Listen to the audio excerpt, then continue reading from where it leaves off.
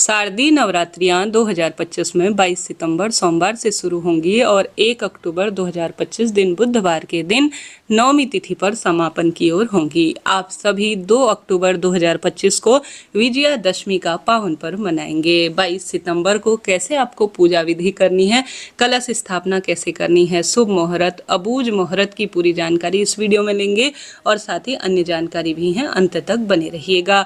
इस बार माता रानी सोमवार के दिन हम सभी को प्रत्यक्ष दर्शन देंगी, तो आप सभी भक्तजन इसी दिन कलश स्थापना करेंगे और इस बार 10 दिन की नवरात्रि हो रही है, जो कि अपने आप में अद्भुत है। आप सभी भक्तजन नोट करते हुए चलिएगा। कलश स्थापना का शुभ मुहूर्त, कलश स्थापना का सुबह का शुभ मुहूर्त 6:09 से 8:06 के आसपास रहने वाला है। अभिजीत मुहूर्त जो कि हमारे पूजा पाठ को संपन्न करता है, किसी कारण से सुबह न कर पाए तो आप अभिजीत मुहूर्त अर्थात 11:49 से 12:38 के आसपास भी शारदीय नवरात्रि के निमित्त पूजन पाठन कर सकते हैं।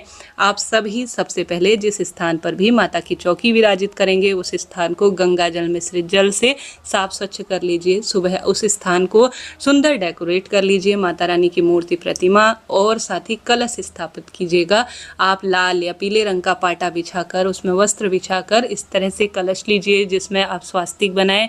गंगा जल मिश्रित जल भर लीजिए, मुख पर मौली बांध लीजिए, ऊपर से पूर्ण पात्र आपको रखना है। साथ ही कलश के अंदर 1 रुपए का सिक्का, हल्दी की गांठ, अक्षत, पुष्प और दुर्वा घास, यह चीज़ें आपको आसानी से भी मिल जाती हैं और पर्याप्त है। एक पूर्ण पात्र रखकर 5 आम या अशोक के पल्लव, जिन पर आप सभी को थोड़ा सा चंदन या रोली लगानी है, और इस तरह से नारियल लेना है, नया नारियल, और नारियल का मुख आपकी ओर होना चाहिए। उस पर आप एक चुन्नी बांधकर, एक वस्त्र बांधकर आप सभी इसे जो सबसे पहले चावल का आसन देकर माता रानी के दाहिने ओर अष्टदल कमल बनाए, चावल की ढेरी लीजिए, उसमें 8 लाइन खींचिए और इसे अष्टदल का स्वरूप देकर आप इस तरह से माता रानी के दाहिनी तरफ कलश स्थापित कीजिए। ज्वारे बोना बहुत शुभ और श्रेष्ठ माना जाता है। एक मिट्टी का कोई पात्र ले लीजिए, उसमें किसी पेड़ के नीचे की, शुद्ध पेड़ के नीचे की मिट्टी को छान कर भरिए। मिट्टी को अच्छी तरह से गीला कर कर कुंडे पर सबसे पहले स्वास्तिक बनाइए और उसमें मिट्टी भरकर कुंडे को भी आपको सुंदर तरीके से पूजना है, अर्थात इसमें टिक्की लगानी है चंदन की, और साथ के साथ आप सभी को इसमें मौली बांधनी है। उसके ऊपर गेहूँ और जो रात भर भीगे हुए हैं उन्हें आप सभी को सुंदर रूप में रखना है, अर्थात ज्वारे बोने हैं। ज्वारे आप सभी को इस तरह से बोने हैं, स्क्रीन पर देख पा रहे हैं। अब ज्वारे आप कलश के नीचे भी रख सकते हैं या आपके मंदिर प्रांगण में जहाँ भी जगह हो वहाँ पर आप कलश के साथ जो यह ज्वारा है उसे रख दीजिएगा। ठीक है, 2-3 विधि से यह कार्य किया जा सकता है। ठीक है जी, यह हो गई कलश स्थापना की विधि जो मैंने आपको बताई। अब आप सभी जानते होंगे इस बार माता रानी हाथी में विराजमान होकर आ रही हैं, जो कि अपने आप में अद्भुत है। तो आप सभी भक्तजन अष्टमी तिथि कब है यह जान लीजिए। 30 सितंबर 2025 दिन मंगलवार को अष्टमी रहेगी। जो नवमी तिथि है 1 अक्टूबर बुधवार को होगी। 10वीं तिथि 2 अक्टूबर गुरुवार को रहने वाली है। दशहरा जो है 2 अक्टूबर दिन गुरुवार को ही मनाया जाएगा। ठीक है जी, यह बात हो गई।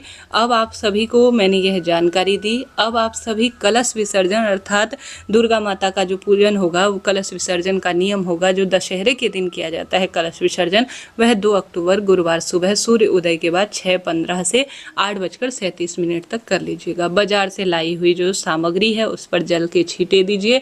जय माता दी कहते हुए सुंदर भाव सच्चे मन से साथ के साथ गणेश जी को भी स्थापित करें। नवग्रहों की मूर्ति प्रतिमा है तो उन्हें भी विराजमान करें, चाहे तो 16 मातृका नवग्रह आप अपनी इच्छा अनुसार यहाँ पर स्थापित कर सकते हैं। इसका एक और अन्य विस्तृत वीडियो भी आएगा। अभी जो सामग्री जिस स्वरूप में थी, जिस तरह से थी, वही आपके समक्ष प्रस्तुत कर रही हूँ। आप अखंड ज्योत यहाँ पर प्रज्वलित कर सकते हैं, नहीं तो सामान्य सरल तरीके से इस तरह से दीप और धूप चावल का आसन देकर आप सभी प्रज्वलित कर लीजिएगा। अपने दाहिने हाथ में अक्षत और पुष्प लेकर अपना नाम गोत्र बोले। 9 दिनों तक निर्जल उपवास रख रहे हैं तो वह कहें और अपने इष्ट पितृ देवी देवता कुल देवी मैया का ध्यान करें और उनसे कहें कि हे माता रानी, मेरे इस 10 दिनों के उपवास को संपूर्ण कर कर मेरा भाग्य उदित करे और मेरे व्रत उपवास को सफल बनाए। ऐसी प्रार्थना करके संकल्प ली हुई इस वस्तु को भगवान जी के श्री चरणों में छोड़ दीजिए। दीप देवता हमारी पूजा पाठ के साक्षी हैं, तो सबसे पहले उन्हें प्रज्वलित कीजिएगा। अब गणपति गजानन की पूजा सबसे पहले करनी है। गणपति को आप सभी रोली, चंदन, मोली, अक्षत, दुर्वा, सुपारी, यज्ञोपवीत इत्यादि समर्पित कीजिएगा।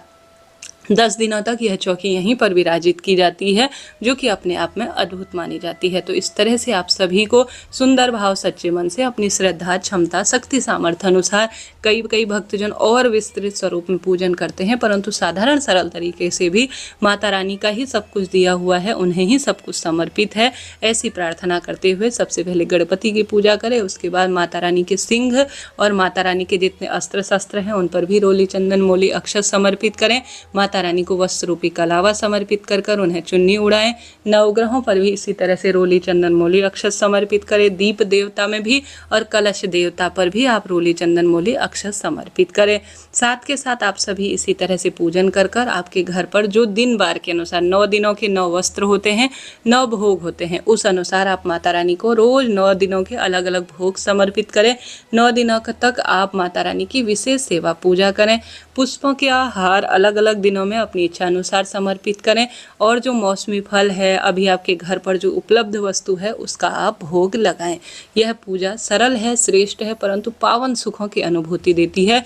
जल का लोटा माता के समक्ष रखें, नारियल इत्यादि माता के समक्ष प्रस्तुत करें और साथ के साथ माता रानी से जितना संभव हो प्रार्थना करें। इस पूजा को परिवार के साथ ही करना श्रेष्ठ और शुभ माना जाता है। अब आप सभी माता रानी को 16 श्रृंगार की सामग्री या कम ज़्यादा जितना आपसे बन पड़े वह सब माता रानी को समर्पित करें। यह दक्षिणा और यह सभी चीज़ें लास्ट में कन्याओं को दे दी जाती है। 9 दिन तक इसे यहाँ पर रखा जाता है। सभी को 9 दिनों तक माता रानी को सुंदर रूप में श्रृंगार की सामग्री किसी एक दिन समर्पित करने का जरूर प्रयत्न करना चाहिए।